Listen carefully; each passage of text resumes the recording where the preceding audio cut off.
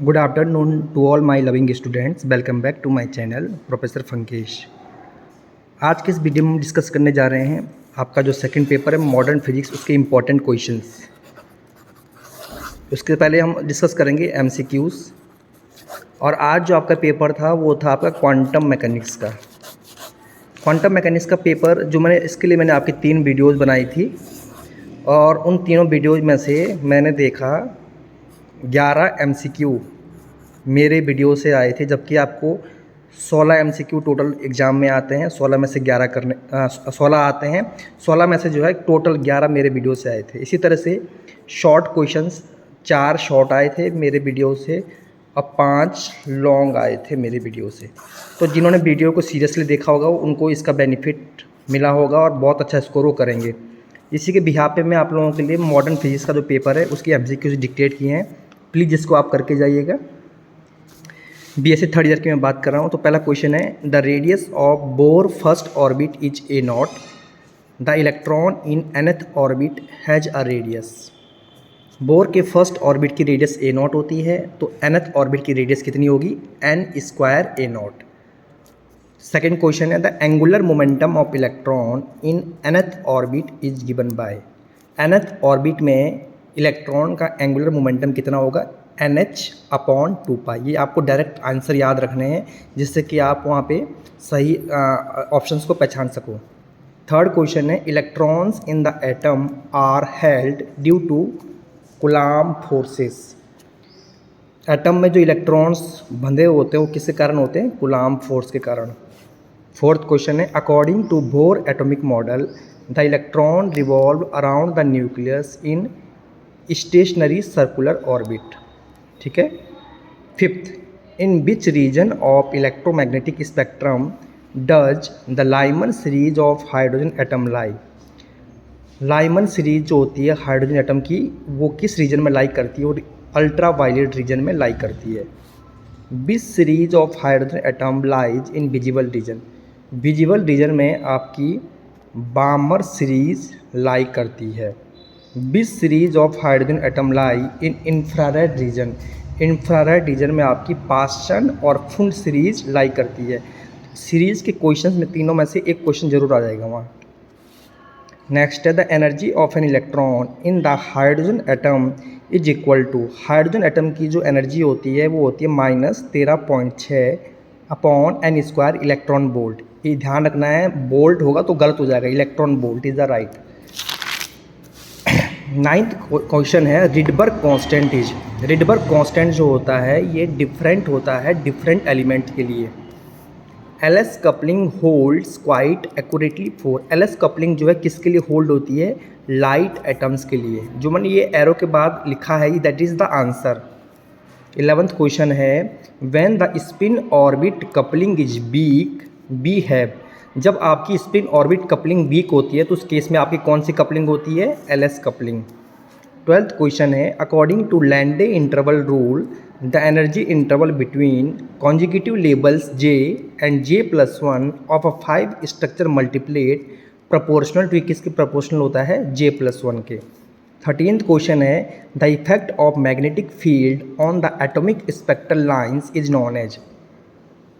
Magnetic field का जो effect होता है एटॉमिक स्पेक्ट्रल लाइंस के ऊपर उसको कहा जाता है जीमान इफेक्ट। 14th क्वेश्चन है, in normal Zeeman effect a singlet spectral line view normal to the field is split into a. देखो जो नॉर्मल जीमैन इफेक्ट होता है उसमें सिंगलेट स्पेक्ट्रल लाइन किस में ब्रेक होती है? ट्रिपलेट में ब्रेक होती है। 15th क्वेश्चन है, D1 and D2 components of sodium yellow doublet give 4 and 6 line respectively in the Zeeman pattern, this is anomalous Zeeman effect. वो कह रहा है जिसमें जो है सोडियम येलो की जो डबलेट होता है वो 4 और 6 लाइन में टूटता है। जब 4 और 6 लाइन में वो टूटता है तो उसे कहा जाता है एनामोलस जीमैन इफेक्ट। और जब सिंगल स्पेक्ट्रल लाइन आपकी नॉर्मल जीमैन इफेक्ट हो तो उसमें सिंगल स्पेक्ट्रल लाइन ट्रिपलेट में टूटती है। 16th क्वेश्चन है, Moseley law relates the frequency of lines of X ray with the following characteristics of target material. तो मूसले लॉ जो होता है वो रिलेट करता है atomic number of the element को। तो atomic number of the element क्या है? ये आपका आंसर हो गया, atomic number of the element. Second next question है Moseley law is, Moseley law होता है, याद रखना आपको, under root nu is equal to a bracket में Z minus B.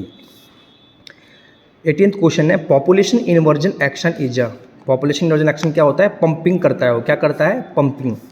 Ruby laser is a, ruby laser कैसी लेजर है, ruby laser आपकी 3 स्टेट लेजर है, ठीक है। नेक्स्ट है helium neon laser is a, helium neon laser आपकी 4 state laser है। तो पहले रूबी लेजर याद रखना है, फिर helium neon. Ruby laser 3 state laser है और helium neon laser 4 state laser है।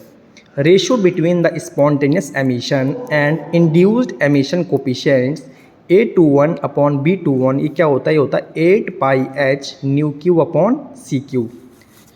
नेक्स्ट है the average binding energy of a nucleus is, nucleus की एवरेज बाइंडिंग एनर्जी होती है 8 मेगा इलेक्ट्रॉन वोल्ट। नेक्स्ट है the binding energy of a nucleus is a measure of its, nucleus की जो binding energy होती है वो क्या मेजर करता है, वो बताता है स्टेबिलिटी ऑफ द न्यूक्लियस को। नेक्स्ट है if capital M is atomic mass, capital A is mass number, then M minus A upon A is called, इसे कहा जाता है पैकिंग फ्रैक्शन। किसको, M minus A upon A को कहा जाता है पैकिंग फ्रैक्शन। नेक्स्ट क्वेश्चन है packing fraction is given by the relation, packing fraction कौन से रिलेशन बताता है, capital M minus capital A divided by capital A। Next question है the number of protons in an atom X of atomic number Z and mass number A is, देखो ये ऐसे कह रहा है, ये कोई एटम X है जिसका एटमिक नंबर Z है, मास नंबर A है, तो इसमें नंबर ऑफ प्रोटॉन्स कितना होता है, Z होता है, तो आंसर इज Z। इसी तरह से the number of electrons in a nucleus X of atomic number Z and mass number A, तो न्यूक्लियर नंबर ऑफ इलेक्ट्रॉन्स कितने होंगे इसमें, -Z होंगे। 28 क्वेश्चन है radio activity is due to, radio activity किसके कारण होती है, अनस्टेबल न्यूक्लियर के कारण होती है। नेक्स्ट है alpha particle has, alpha particle बताता है charge to mass ratio. Next है beta rays are, beta rays कैसी रेज होती है, फास्ट मूविंग इलेक्ट्रॉन्स को बारे में बताती है beta rays. Gamma rays are, सभी को पता है गामा रेज एक इलेक्ट्रोमैग्नेटिक वेव्स होती है, तो ये आपके डायरेक्ट आंसर है, इसको आप याद रखोगे एमसीक्यू के लिए। 32 क्वेश्चन है radio activity is due to, radio activity किसके कारण होती है, अनस्टेबल न्यूक्लियर के कारण, शायद मैंने 2 बार लिख दिया है इस क्वेश्चन को। नेक्स्ट है order of size of a nucleus, देखो जो न्यूक्लियस का साइज होता है वो किस ऑर्डर का होता है, वो होता है 10⁻⁻15 metre. Formula for nuclear radius, यदि न्यूक्लियस की रेडियस फाइंड करनी हो तो उसका क्या फार्मूला होता है, उसका फार्मूला होता है capital R is equal to capital R0 A⁻⁴ next है रिलेशन बिटवीन हाफ लाइफ जिसको डिनोट करते हैं कैपिटल T से एंड डीके कांस्टेंट जिसको डिनोट करते हैं लैम्डा से ऑफ रेडियो एक्टिव सब्सटेंस। वो कह रहा है कि कैपिटल T मतलब हाफ लाइफ और डीके कांस्टेंट लैम्डा के बीच में क्या रिलेशन होती है, तो वो रिलेशन होती है capital T is equal to log E2 upon lambda, या कहीं कहीं लिखा होता है capital T is equal to 0.693 upon lambda, तो डोंट कन्फ्यूज। नेक्स्ट है relation between mean life and half life of a radioactive substance, तो mean life और हाफ लाइफ के बीच में रिलेशन होता है T bar is equal to 1.44 T। Next है the moderator in reactor, reactor जो होता है न्यूक्लियर रिएक्टर जो होता है उसमें जो मॉडरेटर होता है वो क्या करता है, वो न्यूट्रॉन्स को स्लो करता है, स्लो डाउन न्यूट्रॉन। नेक्स्ट है control rods are used in nuclear reactor, जो न्यूक्लियर रिएक्टर में कंट्रोल रॉड्स होती है वो किस लिए यूज़ की जाती है, वो यूज़ की जाती है फॉर एब्जॉर्बिंग न्यूट्रॉन्स। नेक्स्ट है best nuclear fuel, nuclear fuel जो बेस्ट होता है न्यूक्लियर रिएक्टर के लिए होता है प्लूटोनियम 239। नेक्स्ट है on which nuclear model is bore wheeler theory of nuclear fission based, bore wheeler की जो थ्योरी थी वो किस मॉडल पर आधारित थी, वो थी लिक्विड ड्रॉप मॉडल। नेक्स्ट है the anti particle of electron, सभी को पता है इलेक्ट्रॉन का एंटी पार्टिकल पॉजिट्रॉन होता है। नेक्स्ट है particle having no charge and almost no mass is neutrino, ऐसा पार्टिकल जिसका ना कोई चार्ज होता है जिसका ना कोई मास होता है न्यूट्रिनो कहलाया जाता है, ना कि neutron, don't confuse. And the last question is of the 3 isotopes of hydrogen, सभी को पता है प्रोटियम है, ये ड्यूटेरियम है, ये ट्रिटियम है। तो इनमें से क्या होता है, जो ये ट्रिटियम होता है दैट इज़ 1s3, ये डीके होता है ट्वाइस हीलियम में। तो ये आपके टोटल 43 MCQ जो थे जो मैंने बिल्कुल अभी जस्ट तैयार किए हैं हबड़ धबड़ में, क्योंकि आपकी रिक्वेस्ट थी सभी बच्चों की सर आप इसको भी बना दीजिए, तो ये आप करके जाइएगा। यदि मुझे और कंटेंट मिलता है MCQ का देन आई विल अपलोडेड। और इसके साथ ही मैं इंपॉर्टेंट क्वेश्चंस कल तक अपलोड कर दूंगा, तो इसको आप देख लीजिएगा, सीरियसली करके जाइएगा।